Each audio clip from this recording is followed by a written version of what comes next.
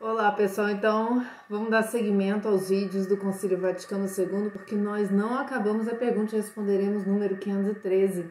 E eu ainda vou usar a pergunta e responderemos número 470, em que Dom Estevão Bittencourt aborda, essa questão do diálogo interreligioso a partir de uma nota da Congregação para a Doutrina da Fé, aprovada por São João Paulo II a respeito de um livro de um padre que trazia ambiguidades. Então, o que a gente tem que ter muita noção é que o problema desses livros e dessas opiniões que acontecem, que circulam na nossa igreja, é que muitas vezes elas vêm de uma vaidade, Elas vêm do não despir-se, do não ser obediente, elas vêm de uma convicção própria, pessoal. E essa convicção, muitas vezes, ela tem uma cabeça, ela tem alguma autoridade intelectual por cima dela que faz com que os outros sejam desviados.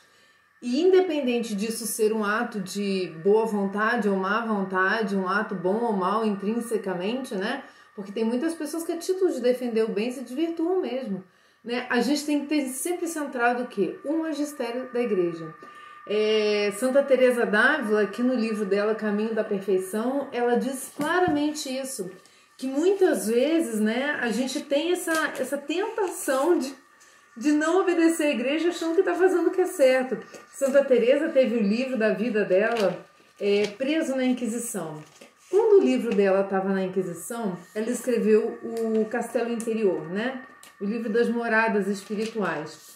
E Santa Teresa, ela é uma filha da igreja tão amada, ama tanto a igreja, que assim, no início, da explanação das moradas, das primeiras moradas, antes de começar as primeiras moradas, ela faz um comentário que eu quero pegar com vocês, porque quem já conhece aqui o canal sabe que eu sou filha primeira, antes de qualquer coisa, de Santa Teresa d'Ávila. Por que eu sou filha dela? Porque desde mocinha eu tive esse contato com ela, eu tenho as obras completas dela desde mocinha também. Não quer dizer que eu seja a imagem de Santa Teresa d'Ávila, longe, muito, muito longe disso. Quer dizer que eu gosto muito de referenciar Santa Teresa d'Ávila em tudo que eu leio, em tudo que eu penso. E Santa Teresa d'Ávila, como todos os outros santos, nunca falaram mal do Papa, nunca falaram mal da igreja, pelo contrário, sempre se colocaram em atitude total, 100% de obediência. Então eu queria começar esse vídeo pedindo ajuda do Espírito Santo e intercessão de Santa Teresa d'Ávila para a gente poder compreender as verdades da nossa fé. Em nome do Pai, do Filho, do Espírito Santo. Amém. Vinde, Espírito Santo, enchei os corações dos vossos fiéis, acendei neles o fogo do vosso amor.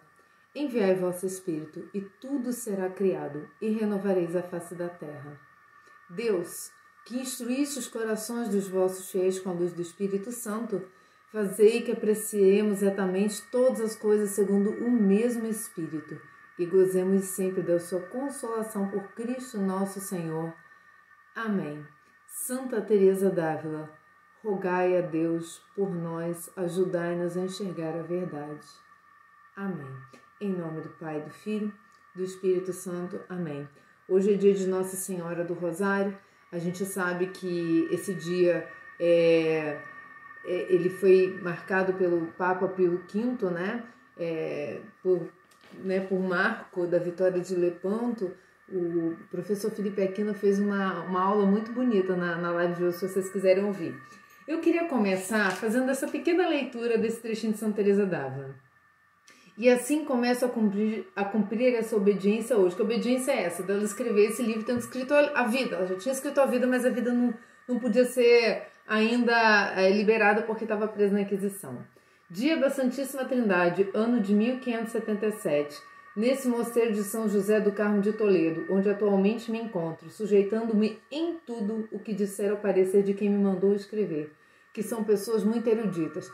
Primeiro passo que Santa Teresa nos ensina é reconhecer o nosso nada, nós temos que ser humildes, E tantas vezes essa falta de humildade nos leva ao desvio. Então sempre confiar nos sacerdotes, nos bispos, aqueles que estão acima da gente, sem questionar, como ela fez aqui, Ela aqui está se referindo ao padre Jerônimo Gracian e ao Dr. Alonso Velasquez, seu confessor e futuro bispo de Osma, e o arcebispo de Santiago de Compostela, tá? São os dois que tinham trato com ela. pessoas muito eruditas, segundo ela, né? Então ela não se considerava coisa alguma e ela é doutora da igreja.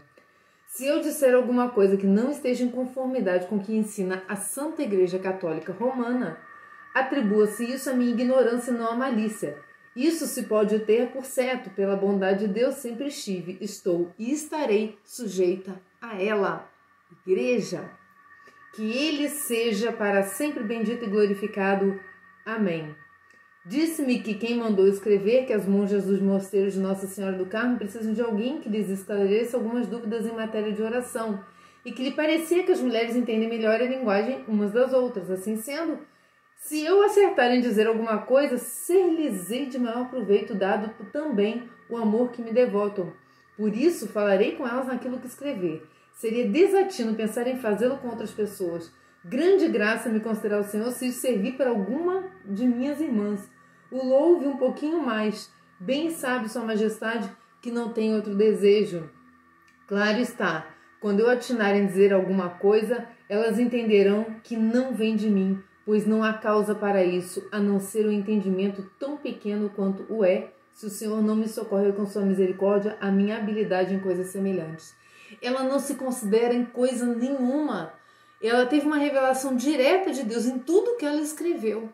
Exatamente por isso, porque ela foi pequena a ponto de deixar que as coisas passassem por ela e se submeter completamente aos ensinamentos da igreja e às pessoas que estavam intelectualmente ou até por uma escala da própria igreja acima delas. E aqui a gente vai ter essa resposta quanto ao diálogo interreligioso de pessoas que estavam e sempre estarão acima de nós, que é São João Paulo II, né, e Bento XVI, então o cardeal Ratzinger, né, que era o prefeito para a Congregação da Doutrina da Fé. Então vamos começar esse vídeo, porque teve muito problema com a Fratelli Tutti, e óbvio que vai ter, dizendo que o padre está relativizando o diálogo. Não, o padre só está dando continuidade, Papa Francisco, né, o Santo Padre, está dando continuidade a tudo que a igreja vem ensinando com relação ao diálogo. Então eu vou ler aqui isso e depois eu vou ler um trechinho lá da Fratelli Tutti, porque agora eu acho interessante a gente ir colocando, como todos os outros documentos da igreja, a Fratelli Tutti aqui no canal. Vamos falar aqui do encontro de oração em Assis. Eu já tenho um vídeo aqui no canal sobre isso, tá? Se vocês quiserem buscar, depois deem uma olhada. Encontro de oração em Assis, uma coisa assim que diz, se eu achar o vídeo eu ponho aqui se eu achar, né? Óbvio que eu vou achar porque tá no canal, mas eu vou botar na descrição do vídeo para quem quiser. Mas presta atenção.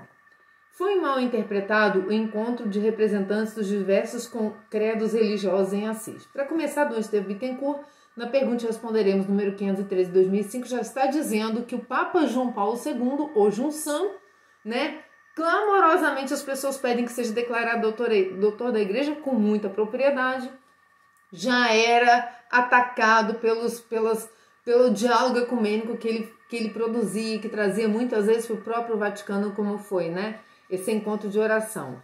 Então, foi mal interpretado o encontro de representantes dos diversos credos em Assis, a fim de realizar uma jornada de oração pela paz, aos 27/10/1986.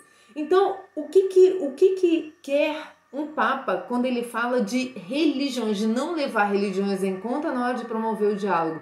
Ele busca a paz, para que no ambiente de paz a verdade possa ser semeada. Ele não está relativizando a fé católica, ele está convidando todos a se unirem em algo que só pode vir de Deus, que é um encontro com o transcendente. Por que não vem de Deus as outras religiões? Porque elas não têm a revelação em Jesus Cristo. No entanto, não é porque elas não têm a revelação em Jesus Cristo que elas não buscam, através das suas próprias crenças, se ligar ao próprio Deus, entendem? Então, realmente são nossos irmãos menores que ainda não encontraram o caminho. Então, a caridade, que é o vínculo da perfeição, a caridade que orienta a nossa relação com os demais, e não é o catolicismo, é a caridade, não é? Porque se for o catolicismo, eu vou excluir os que não são católicos e vou criar grupos autorreferenciais, como diz o Papa na Fratelli Tutti. Então, ela é que faz com que a gente escute na caridade as outras religiões, né? Não aderindo, não misturando, né? Não entremeando e nem achando que elas complementam. Mas vamos lá, que Dom Estevão fala muito melhor que eu. A propósito, observemos, seguindo a trilha mesmo oferecida pelo Santo Padre São João Paulo II em seus discursos. 1. Existe uma unidade fundamental na família humana, decorrente do fato de que Todos os homens são criados à imagem e semelhança de Deus. Todos são chamados ao mesmo termo final, ou seja, a usufruir vida e felicidade do próprio Deus na pátria definitiva. Verdade ou mentira? Verdade, né? Todos foram concebidos em Cristo e remidos pelo sangue do Senhor. Então, independente de você aceitar ou não, você vai ser salvo pelo sangue de Cristo, né? Pela misericórdia de Cristo. E você é o tempo inteiro chamado a conhecer a verdade, que é revelada no Cristo, dom total de Deus, né? O dom maior, a plenitude dos tempos. Dom Estevão diz, essa unidade é mais básica e forte do que as diferenças de raça, cultura e até de religião. Vocês entendem o que está falando aqui? A gente só entende quando a gente se despe das defesas que a gente arma para defender a nossa fé. A nossa fé, já cansei de dizer aqui, não depende da nossa defesa pessoal. Quem defende a igreja é o próprio Cristo. As portas do inferno jamais vão prevalecer sobre as portas da igreja. Mas a gente cisma de contar com as nossas próprias forças e aí acaba fazendo um caos, né, religioso. Dom Estevão Bittencourt ensinou muito bem, né, que essa unidade que o Papa Francisco fala na Fratelli Tutti, ela é muito mais forte do que até as diferenças religiosas. A unidade é mais básica e forte do que as diferenças de raça, cultura e até de religião. Ora, a igreja, né, cabe à igreja a missão de ser o sacramento da íntima união dos homens entre si e com Deus. Constituição Lumen Gentium, número 1, Concílio Vaticano II.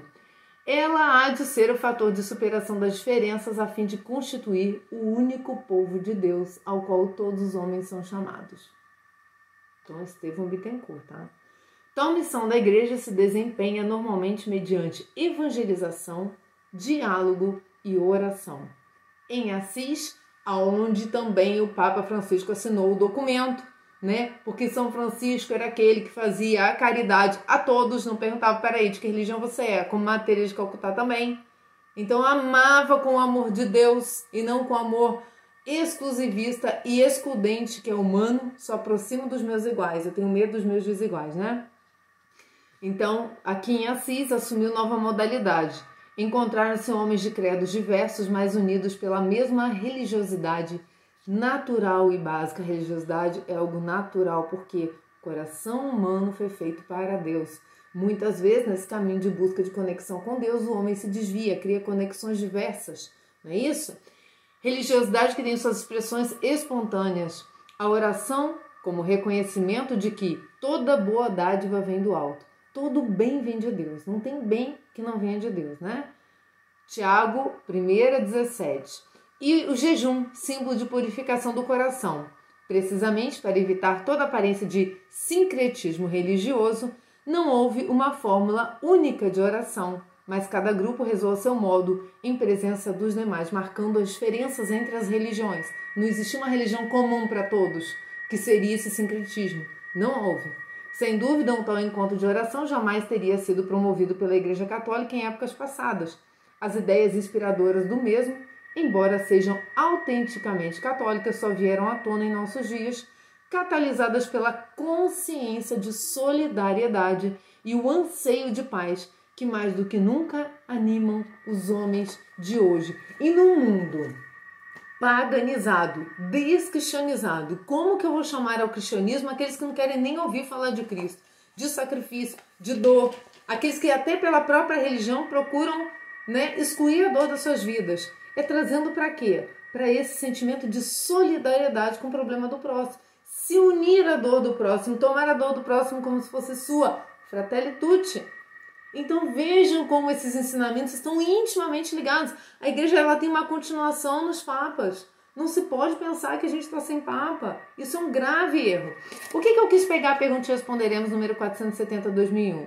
Porque Dom Estevão, né, como censor que era dos livros aqui da Arquidiocese do Rio de Janeiro, ele pegou um livro de um padre, Jacques Dupuy, né? De 1997, o livro Para uma Teologia Cristã de Pluralismo Religioso. Esse livro trazia ambiguidades.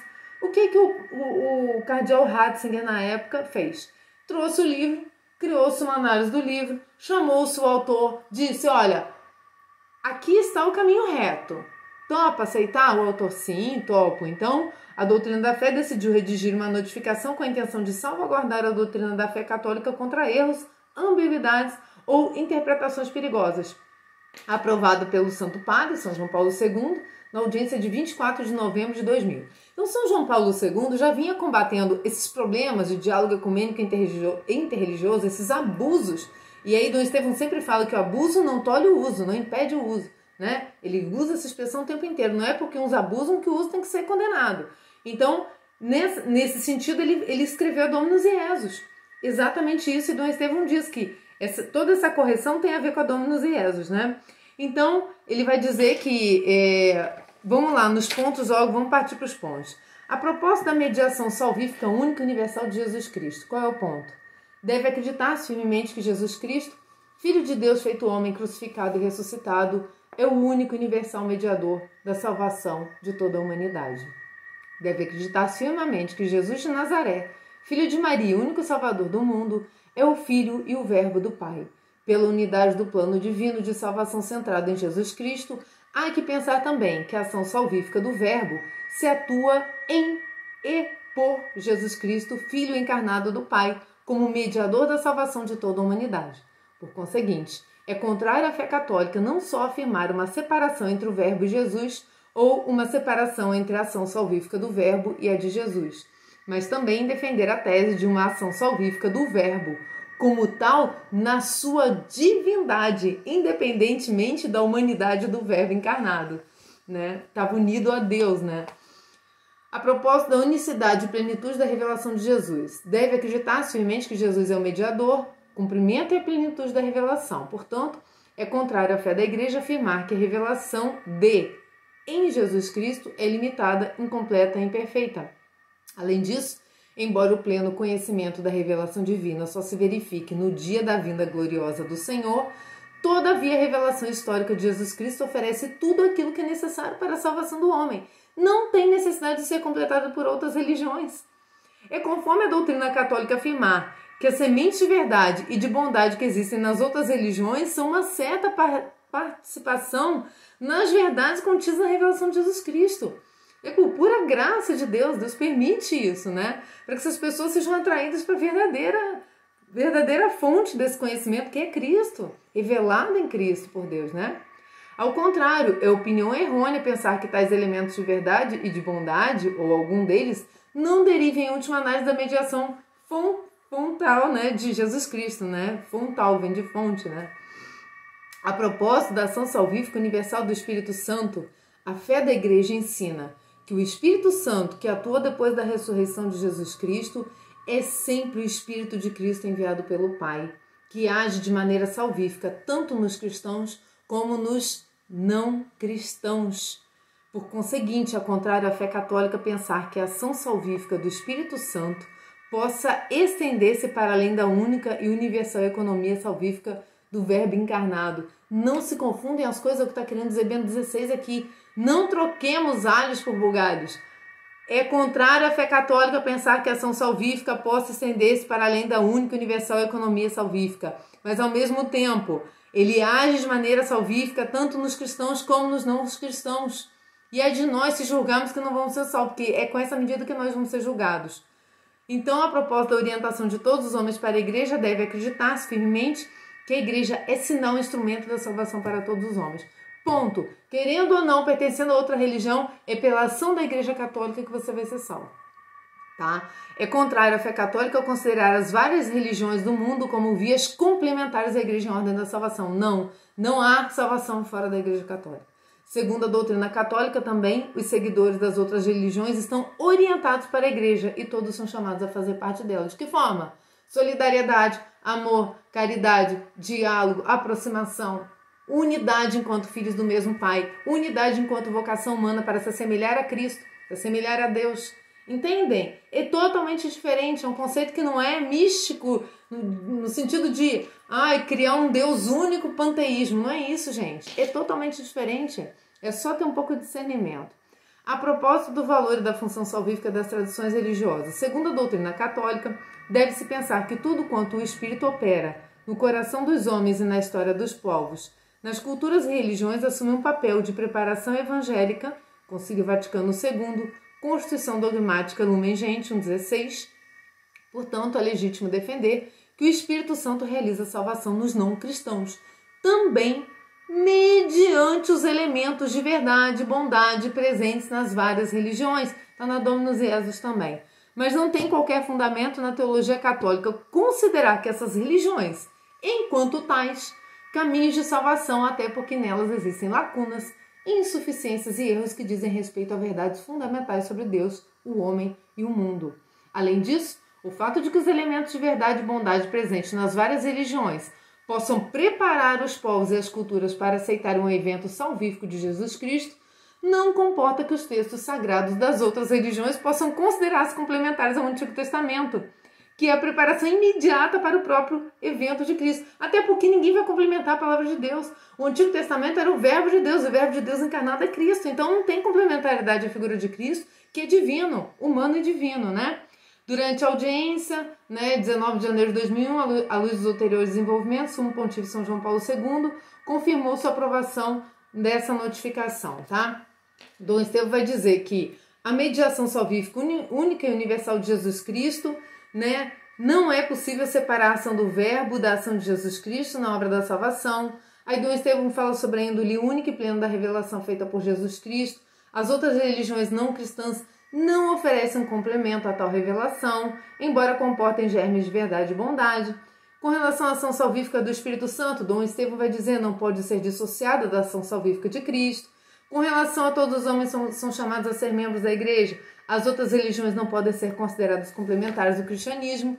E Dom Estevão termina falando que o Espírito Santo efetua a salvação dos não cristãos servindo-se dos elementos de verdade e bondade das religiões não cristãs.